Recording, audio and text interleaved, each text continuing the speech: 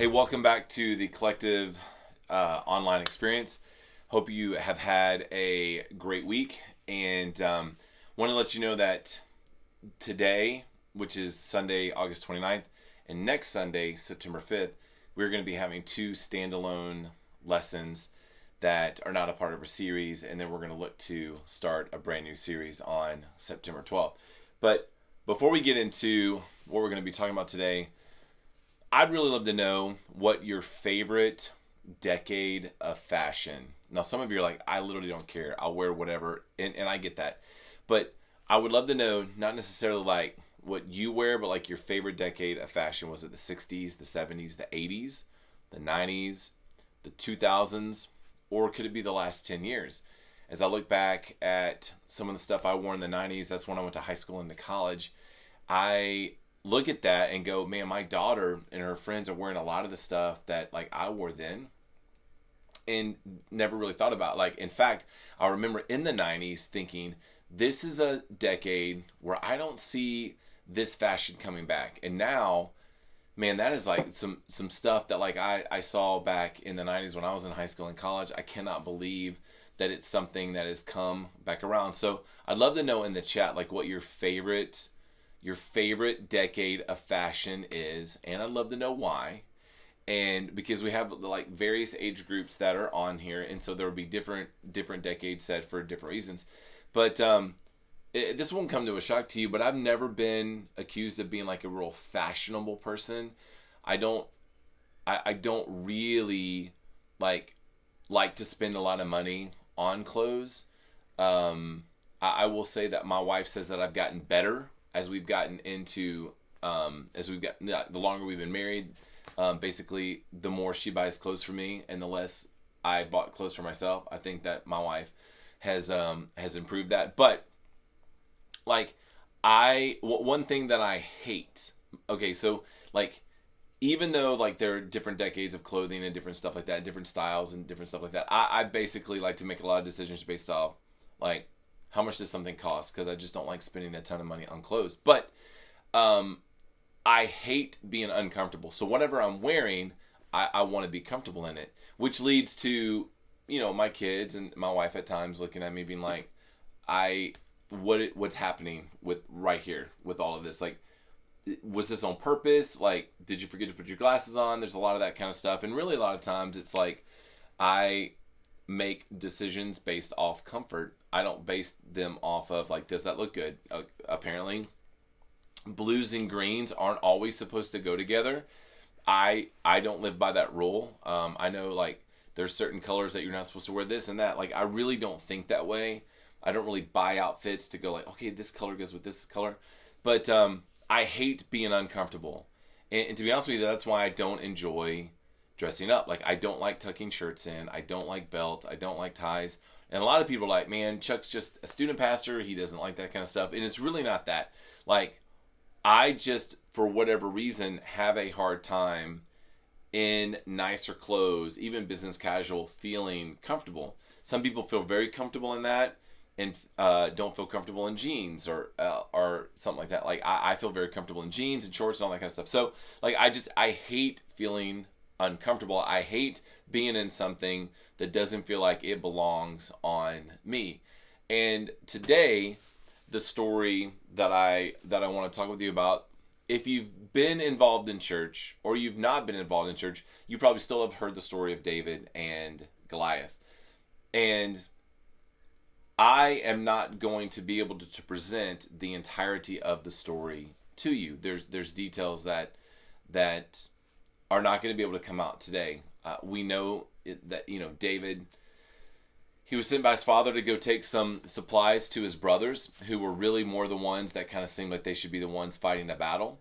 And so there were these people that were fighting the Philistines, which is this army that was known to be this kind of mighty army and had these people in it that were bigger than the average people. And so David comes to deliver her. His father was like, hey, listen, will you bring this stuff to your brothers? He gets there, and then he has this encounter with Saul, with the king. And when he begins to have this encounter, you kind of see, at least I kind of begin to see that this is playing out differently than the way that you have written this into the screenplay if you had an opportunity. Because basically it begins to be like, okay, David went to go bring some supplies to his brothers, and now it kind of looks like, is David about to get in the battle? And so this is what it says in 1 Samuel 17, and starting in verses 33, and Saul begins to say to David, and it says, and Saul said to David, you are not able to go against this Philistine to fight with him, for you are but a youth, and he has been a man of war from his youth. But David said to Saul, hey, your servant used to keep sheep for his father, and when there was a lion or a bear and took a lamb, and when there came a lion or a bear and took a lamb from the flock, I went after him and struck him and delivered it out of his mouth. And if he rose against me, I caught him by his beard and struck him and killed him. Your servant has struck down both lions and bears, and this uncircumcised Philistine shall be like one of them, for he has defied the armies of the living God. And David said, the Lord who delivered me from the paw of the lion and from the paw of the bear will deliver me from the hand of this Philistine. And Saul said to David, go, and the Lord be with you. Now, I love the fact that David is basically laying down, now it's not trash talking, it's not smack talk, but he is confidently saying to Saul, you say I can't do this because of this set of reasons. Let me kind of lay out my resume to you. And this is what I've done. And this is what I've seen happen. And this Philistine stands in the way, just like I've seen these other things stand in the way, these lions and these bears, or these, like, I think it's funny, or anything with a beard that he was able to grab hold of. Like, he sees this Philistine in the same way, in the way that he has been able to protect, like the way that David has seen protection happen with what he's been able to do. He's like, I feel like I can do this, and I can be equipped to deal with this in the same way that I've been equipped to deal with the way that I've been a shepherd.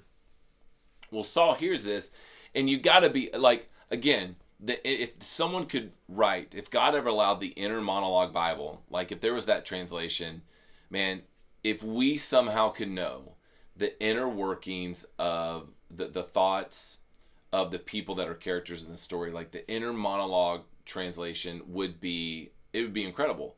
To know what's going on inside of the brains of these human people, and as they're dealing with this, because Saul's got to be wondering, like, I would think Saul would be wondering, who is this kid? Like, how can he say these things? Like, is he arrogant? Is he prideful? Is he a punk? Like, you've got to know that something had to have been going on in Saul's head. So Saul says, go and the Lord be with you. Now, then we get to verse 34, and it says, verse 38, and it says, then Saul clothed David with his armor. He put a helmet of bronze on his head and clothed him with a coat of mail. Like, basically, like that kind of metal chain mail type stuff that we've seen in movies that protected from swords hitting it with like broad strokes or like arrows and stuff like that. And David strapped his sword over his armor. And he tried in vain to go, for he had not tested them. Then David said to Saul, I cannot go with these, for I have not tested them. So David put them off. Verse 40 says, then he took his staff in his hand and chose 5 smooth stones from the brook and put them in his shepherd's pouch. His sling was in his hand, and he approached the Philistine. Now, we know he goes on and he defeats the Philistine. It gets crazy too. He not only defeats him, he didn't have a sword. He defeats them by, slinging the stone, and it hits the Philistine. He falls. And then because he didn't have a sword, he walks up to him and he takes Goliath's sword and literally cuts his head off. And so it gets really TVMA in that part of just the gruesomeness of the story and where it ended up. And if you've watched this, if you had seen David show up as the one that was bringing supplies to his brothers and then having an interaction with Saul, and then now he literally not only faced the Philistine, which nobody really wanted to do, but killed him and cut off his head, like, you got to be going, man, what is the Like, this is some messed up stuff, seeing this young dude go from that to basically being the supply getter to conquering this mighty individual, this mighty soldier. But he was able to get from that to that, and he was able to do it, I believe, because of the verses here that are verses 38 through 40, which is when Saul gives him his armor. He was like, this is my stuff. This is the stuff that's supposed to be used, and therefore I give it to you. Now, again, we don't know exactly David's proportions as you know, compared to Saul's proportions, but likely they were not the same size. They were not the same type, you know, same type person, same type, same age, and everything like that. And so he said that they had not tested them. He had not had any history with Saul's armor. He did not have any history or preparation to put on what Saul was trying to give him. And so the greatest thing that David did in prepping was to be able to go with God, but he also took off the armor that was given to him by Saul. Like, he took off the stuff that everybody said, you need to make sure that you put that on. You need to make sure that that is what you have when you go into battle. He was the most protected when he put on what God equipped him to have. He was the most protected when he put on what with who God was and what God had been doing in his life. That coupled with what he had available to him, he was most protected to go forward. You got to think about it like a story. Like, if you saw him taking off all these things, you had to go, we're doomed. He's done. This is over. That kid is stupid. That kid's not smart. That there's inexperience there that's keeping him from knowing that what Saul is giving him is important. At the end of the story, you're able to see that practically he probably had a ton of movement possible to him because he had taken that off.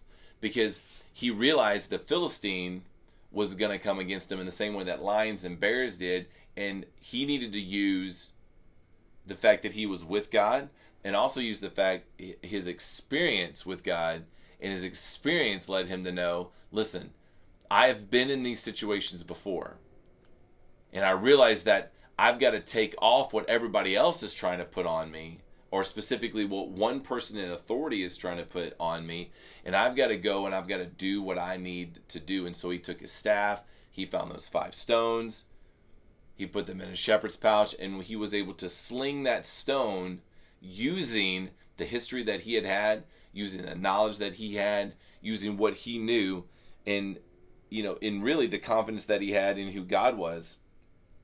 So when you read this, and especially when he's saying things like this, and if he rose against me, I caught him by his beard and struck him and killed him. Your servant struck down both lions and bears. And then he goes on to say this uncircumcised Philistines shall be like one of them. He's like, I've been here before, for he has defied the armies of the living God. Saul sees this and says, go, and may the Lord be with you.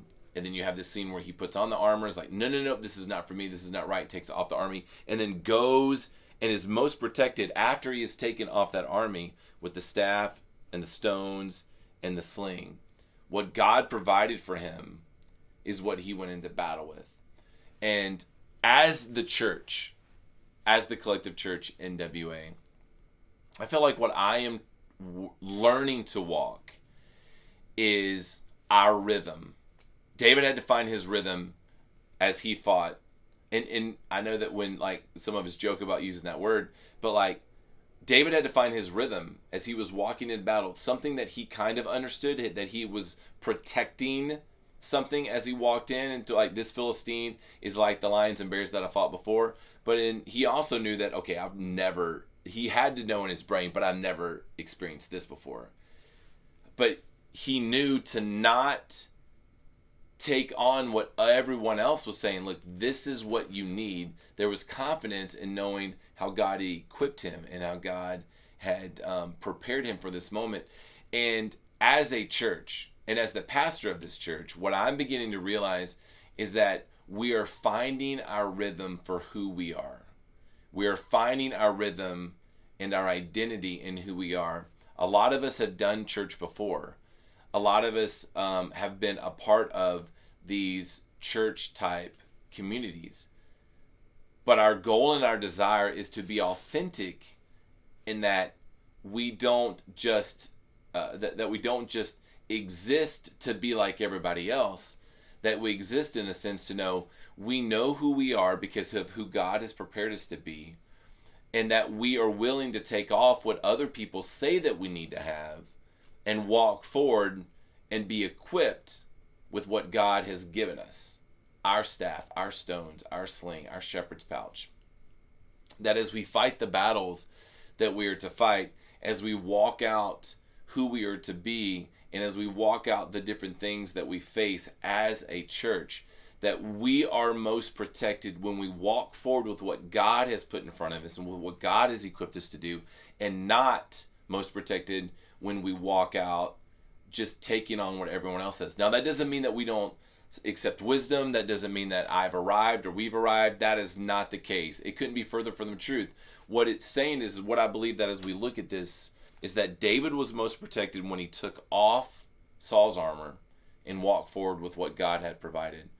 And I believe that that's where we learn as a church, is that we are most protected when we take off what others put on us or try to put on us, or when we as a church may get caught up, or me as a pastor get caught up in, man, we don't look like everybody else. Remembering that God has equipped us and God has given us things to walk forward and to fight the fights that we're to fight, and to walk forward in the battles that we're to battle. And really just to look at it like, look, in this story, I'm not saying that the collective is David, and I'm not saying that the world is Goliath, and I'm not saying that I'm David and the things that come against the church are Goliath. It is a story that was written thousands of years ago, but it is a story that has truth and meaning and hope in it. And even though we're not David and these other things, I'm not saying they're Goliath, the truth from it is David was most protected when he took off Saul's armor, and he was most protected when he walked forward in what God had provided. And that's the truth I want us to live in as a church, is that we continue to walk forward, not being different, but we continue walk forward being authentic, taking off anything that anybody tries to put on us that isn't a good fit, and make sure that we are walking forward with what God has put with us and what God has given us, and that we continue to walk forward in confidence with that, and not just carry those things, but walk forward confidently. David literally walked up, and who knows what was going on internally, but his confidence was in God. His confidence of what he had been equipped and what he knew to do. And that's who I want us to be as a church. And so again, I'm not making the collective church David in the story. I'm not making the culture or society or all this stuff Goliath.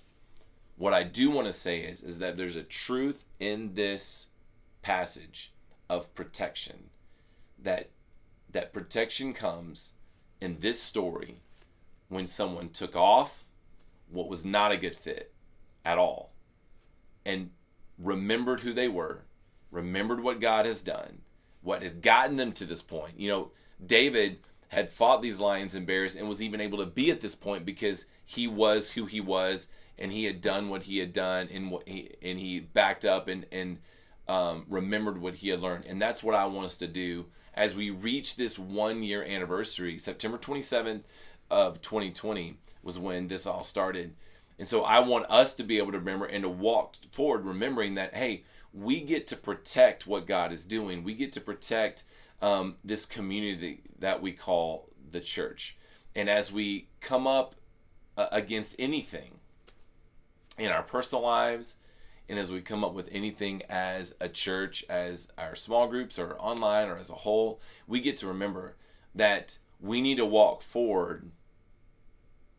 We need to walk forward in a way that allows us to remember that we are fit with what God has given us, that we have our staff, stone, and sling that we get to walk forward with, and we get to, and as we battle against the things that happen in this world, and as we walk forward in things that occur every single day, that as a community and as individuals and as small groups and as a group that desires to be in biblical community, we get to walk forward remembering that God has done something and he has started something, and we need to remember that, and we need to realize that God has given us things to walk forward in, and as we face things, we get to face those things with the things that God has given us, and the resources that he's given us. And man, there's so many people a part of the collective now that are a part of those resources and that are a part of what God has done. And so I just want to continue to see God do those things. And I never want to get to a place where I try to take on or put on things that are not a good fit for our church. That I want to remember that I want to continue to put things on that are the things that God has placed in front of us. And that anything that we walk out as a church, that we walk those out in ways that make sense based off where we've been and what God has done and what he has placed right in front of us to do. And so as you guys get ready for the chat today, I'd love for you just to kind of think about this passage, think about this story, think about that scene of David literally taking off Saul's armor in what everyone would have probably been saying. And the people that are like, no, you got to have that. Think about as he walked out and he grabbed those 5 stones and faced Goliath. Think about what was happening. And think about what you would have been if you would have been watching this story play out in front of you. And then think about what it was probably like inside of David's brain as he was processing all this, walking toward Goliath. So I'd love to hear more about how you process this in the chat. Also want to let you know that September 26th is when we're coming up to our next gathering. We've had this shift some dates around because of venues and things like that. But September 26th at 5 p.m. we'll get you more details on location, all that kind of stuff coming up soon. But listen, thank you so much for being with us today. Have an incredible day, an incredible week, and I can't wait to learn from you guys as we discuss in the chat. You guys have an incredible time. See you next week.